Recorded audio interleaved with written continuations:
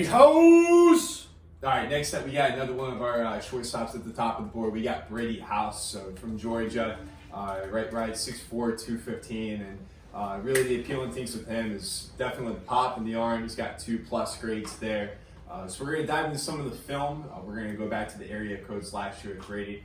So when we look at the film with him, what are some of the things that to you guys stick out? What do you see that maybe makes him the kind of prospect that he is? And maybe what are some of the things that might be causes of concern for him going forward? So I think that there is absolutely no question that this dude is physical, right? I mean, he has the body already, right, to be a really physical middle guy at the next level. But he's already had swing and miss issues, and he's in high school. This isn't a question of whether his body can do it. It's a question of whether he has the understanding, again, of what he needs to do to be able to consistently find barrels at the next level. And if a guy's already had swing and miss issues in high school against that level of competition, and he doesn't ball strike that level well, what is to make people think that without change, he's going to all of a sudden start ball striking at a ridiculous clip at the next level? Now, with a body like this that can do the things his does, like he knows how to stop. Like, his body stops, it wants to stop. He just doesn't understand how to put the pieces together. If I had a really good PD system with some really good hitting guys that know what they're doing, I would definitely consider this guy ranked higher for me than I currently have him on my board, but I'm still taking Matt McClain and Peyton Stovall over this kid.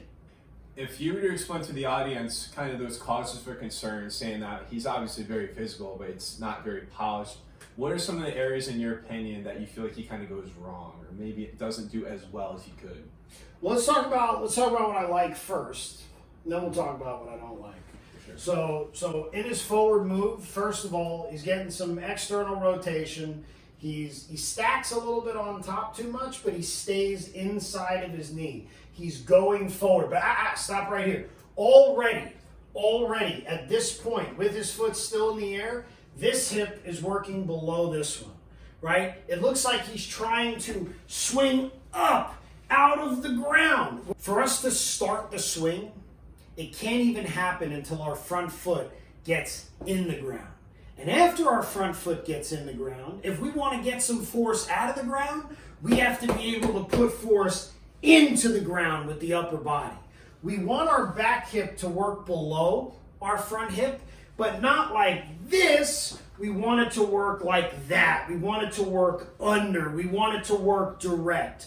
For me, this looks like he's trying to collapse and almost uppercut into the baseball. And a lot of times that stacking and sitting back right here is going to lead to an inability to get to this front side. He's going to want to swing and start while it's in the air and favor sitting back. And in the meantime, his hips are going to leak open. He's not going to be able to stay closed. He's not going to be able to get that good joint centration and get into that front side. And as a result, he's not going to be able to have adjustability out in front. Because if his hips are landing open like that, he's just going to keep carrying and he's never going to be able to hit against it. Keep rolling forward. See that? You're never going to see that from Mike Trout. You're not going to see that from Mike Trout. So for me in the first round, I need, once again, I want a guy that can hit. I want a guy that has feel for his barrel. I want a guy that can project into a big league lineup, not counting on my player development system, right? Not counting on it. Because if it's not good, or I don't have the people in place, and I don't have the coordinator that I need, and the other people at the other levels to give this kid what he needs, he's never going to step foot on a big league field anyway. That swing doesn't play. If it doesn't change, I don't see him ending up in a big league uniform with any kind of consistency over time. So can the body do it? Yes. Can the swing do it?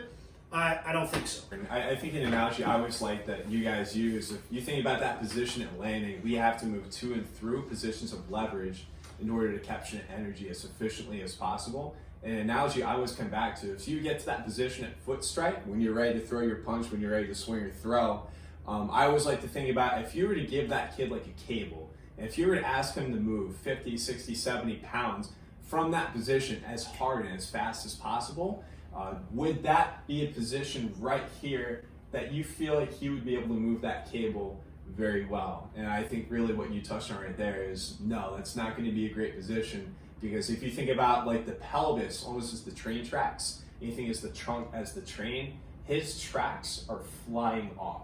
So the train is not centered on the tracks. The tracks are going and the train's getting left behind at the station. So from this position right here, he's really kind of starting behind the starting line. And then from here, it becomes very difficult for him to kind of catch up and be able to get that barrel square and out in front, which he manages to do it in this video. But just because of the position here, it just makes it very difficult to do that really with consistency, good space, and direction. 100% agree. Really, really well said. So, Will, if you were to look at this kid, if you were to have maybe a conversation with him, obviously we know the physicality is off the charts. We know he can do some things pretty well. How would you talk to him? What are some of the things that you'd maybe address? Or maybe how would you try to connect and maybe get him into a place where you would maybe get some better stuff coming out a little more consistently? Yeah, I mean, he's a strong physical kid, and at the end of the day, like we always talk about, the first thing you need to find out what's important to him, but he might be a guy that's just as simple as put a med ball in his hand and tell him, try to shuffle and throw the med ball. See what happens, and he's going to find out to throw the med ball hardest and furthest. He's probably going to land a little bit more closed position, a little bit more stacked with his pelvis and his trunk. He's not going to be in that kind of lean back, stuck on his back hip position. And I think if you could get him to feel some things, I think he'd probably be able to translate to the swing pretty quickly.